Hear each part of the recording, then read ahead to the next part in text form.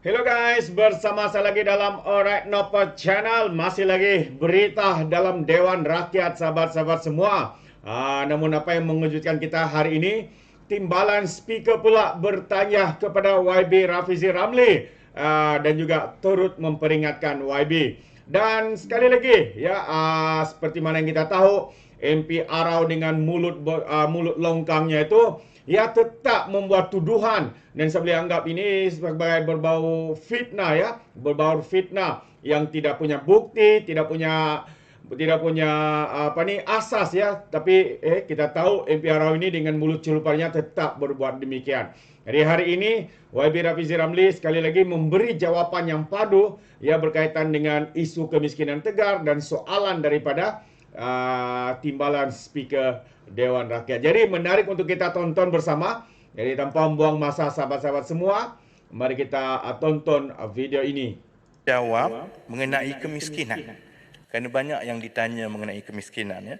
Pertama soal perbezaan berapa sebenarnya jumlah isi rumah miskin tegar di negara ini. Keadaannya begini, ya. Kita sebelum ini ada dua pelaporan yang selalu disebut bertukar ganti. Pelaporan rasmi miskin tegar negara kita yang diterima pakai secara piawai di seluruh dunia ialah mengikut pelaporan yang dibuat oleh angka statistik daripada Jabatan Perangkaan. Hanya ada satu angka pelaporan yang diterima pakai di seluruh dunia, iaitu angka yang dikeluarkan oleh agensi statistik.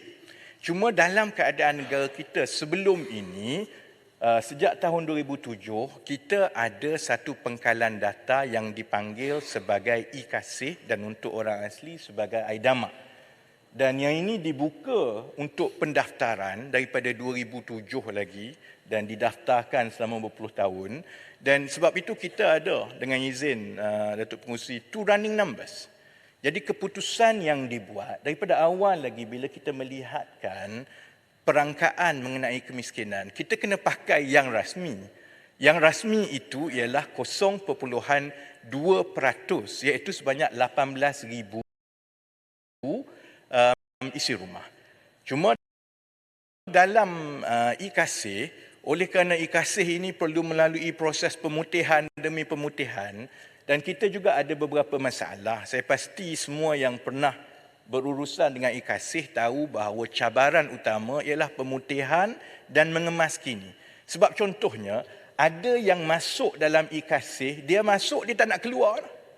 Pakailah kereta 3 biji macam mana pun, dia tak nak keluar e-Kasih. Sebab itu kita timbul banyak persoalan macam mana orang yang dapat bantuan ini bila dia pergi ambil bantuan dia nampak okey je. Sebahagian sebabnya ialah bila kita ada cabaran untuk memutihkan itu, keadaan ini akan berterusan. Jadi sebab itu kita telah seragamkan bahawa pelaporan kemiskinan negara mestilah mengikut pelaporan rasmi, iaitu pelaporan yang diterima pakai di seluruh dunia. Kemiskinan tegar di negara kita ialah 0.2%. Lebih kurang 18,000 isi rumah. Kemiskinan di negara kita, ini juga ada yang ditanya tadi, adakah kerajaan akan mengambil tindakan untuk meluaskan program basmi kemiskinan kepada mereka yang berada sekitar 2,600. Dia bukan miskin tegar, dia miskin mutlak. Sebab itu beberapa program seperti IPR, kita melibatkan juga kepada B40. Kerana ada program yang khusus untuk miskin tegar 1,900 ke bawah. Ada program yang juga dibuka kepada miskin mutlak. Miskin mutlak untuk Malaysia adalah sebanyak 6%. Dan soalan saya alu-alukan contohnya tadi Bukit Gantang mengenai IPR dan juga keterlibatan ahli-ahli Dewan. Saya alu-alukan kalau ada cadangan, ada tanah, tulis kepada saya. Masalah saya sekarang ini ialah tak ada tanah. Kami dah puas ketuk pintu kiri kanan semua, orang selalunya susah nak bagi tanah. Selepas lebih kurang 7 bulan, saya hanya berjaya kumpul sekitar 1,000 ekar tanah-tanah kerajaan. Kalaulah kerajaan negeri ataupun ada tanah yang persendirian yang sanggup untuk usahakan, saya alu-alukan dan kita boleh bangunkan melalui IPR asalkan dia mengikut template itu yang menggaji dan mengusahakannya secara berkumpulan untuk kita memastikan kelangsungan. Jadi akhir sekali. Boleh. Yang Amat Seri Gading, Boleh. duduk. Datuk Pengurusi, saya terima arahan 5 minit. Jadi saya ucap terima kasih. Ada soalan-soalan lain, saya ingat soalan-soalan lain itu kalau tidak dapat dijawab di sini, boleh diberikan kepada saya dan saya jawab terus secara bertulis. Tetapi saya ingat itu semua telah merangkum sebahagian besar daripada persoalan-persoalan yang dibahaskan di peringkat jatuhkuasa ini. Terima kasih Datuk Im Pusri. Yang Berhormat Menteri, Yang Berhormat, walaupun Yang Berhormat telah duduk. dijawab, Saya nak bertanya. Duduk Yang Berhormat. Yang Berhormat Menteri, KKDW ini bukan saya yang bertanya, Ahli Parlimen Cameron Highland. Yang KKDW ada mengangkat satu paper untuk pembinaan jalan Posen Road berharga lebih kurang 200 lebih juta pun dipertimbangkan berpasar. Kerana paling mustahak, saya rasa kertas tu dah sampai pada Yang Berhormat. Terima kasih Datuk Pengurusi menggunakan kesempatan yang cukup baik. Jadi saya akan ingat ya, bila kertas itu sampai kepada saya. Terima kasih. Terima kasih Yang Berhormat. oleh kerana Yang Berhormat dapat tanya soalan, saya nak tanya satu ya. Yang Berhormat, Dah bukan. Saya tak Saya ingin. dah Oleh kerana tutup. beberapa jawapan itu, Ya. oleh kerana beberapa jawapan yang dia bagi Yang tidak Berhormat. memuatas hati, saya minta jawab betul itu ya. Baik. Boleh? Terima kasih. Minta Bagus. jawab betul. Contohnya tentang perangkaan daripada 300,000 kepada 18,000. Kalau tanya rakyat jelata, tiktoker saya dia kata tak puas hati jawapan itu. Kita nak tahu kalau betul 300,000 itu masih ada, kita hanya nak pakai 18,000. Jadi bagaimana yang sedang diuruskan oleh ICU? Jadi tak payah jawab Muhammad, jawab tulis ya. Baik, Sebab terima ICU kasih. sedang menguruskan dan bantuan masih diteruskan di atas angka 300,000. Baik. Sekarang ni kerajaan kata 18,000 saja. Jadi kita nak tanya supaya benda ini diperbetulkan. Itu ya. Dia jawab Baik. tulis, ya. Terima kasih. Saja saya ingat untuk mengelakkan saya menulis. Sebenarnya dua-dua angka tu betul lah tau. Itu yang saya sebut bahawa miskin tegar 0.2%, 18,000 isi rumah. Miskin mutlak 6%, 300,000. Jadi yang disebut menoktahkan kemiskinan ini ialah 18,000 miskin tegar. Yang ini yang dipertimbangkan untuk diberi bayaran terus supaya dia naik daripada 1,900 tu. Yang lain itu bantuan melalui JKM, bantuan-bantuan lain semua akan diteruskan kepada yang 300,000 itu. Dia pemahaman mengenai miskin tegar dan miskin mutlak. Terima kasih. Baik. Kita Saya tutup. nak ingin sentuh Yang Berhormat duduk. Miskin Dah cukup. mutlak tak dapat bantuan kebajikan. Yang Berhormat, saya dah tutup yang benda ni. Ya, Baik. saya minta jawab tulis lah. Ya. Bertulis. Yang Berhormat dapat peluang, saya tak dapat luluskan. Yang Berhormat dah diberi saya ruang kalau jadi tadi. Yang Berhormat saya akan lulus untuk Yang Berhormat. Tapi Yang sekarang Berhormat ni, diberi ruang Saya tadi. bukan untuk saya, untuk rakyat Malaysia. Baik. Ahli-ahli yang berhormat, masalah ialah bahawa wang sejumlah RM551,686,500 untuk kepala B15 anggaran perbelanjaan mengurus 2024 jadi sebahagian daripada jadual hendaklah disetujukan. Ahli-ahli yang bersetuju kata bersetuju. Yang tidak bersetuju katakan tidak. Lebih suara bersetuju kepala B15 jadi sebahagian daripada jadual.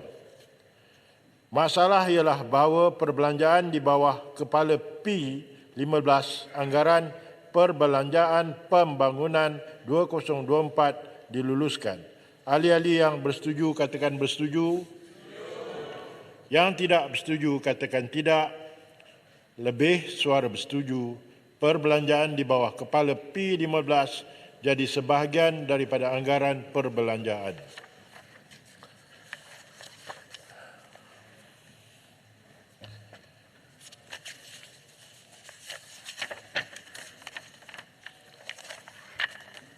Kepala bekalan B21 dan kepala pembangunan P21 di bawah Kementerian Pertanian dan Keterjaminan Makanan dibuka untuk dibahaskan. Senarai yang saya berada dengan saya, seramai 25 yang berhormat akan berbahas. Giliran adalah seperti berikut. Dimulakan dengan Yang Berhormat Rasah, Yang Berhormat Pasir Putih, Yang Berhormat Tanjung Piai, Yang Berhormat Bukit Gantang, Yang Berhormat Sadong, Muar, Yang Berhormat Jelema, Yang Berhormat Stew, Yang Berhormat Bert, Yang Berhormat Pasir Salak, Yang Berhormat 18.1. Apa dia Yang Berhormat? 18.1 ini adalah perkara yang perlu disegerakan untuk kepentingan orang ramai dan benda khusus, iaitu terdapat usaha-usaha untuk menarik ahli parlimen sebelah sini untuk menyokong kerajaan dengan bagi peruntukan. Ini adalah satu amalan yang bercorak rasuah, Yang Hormat.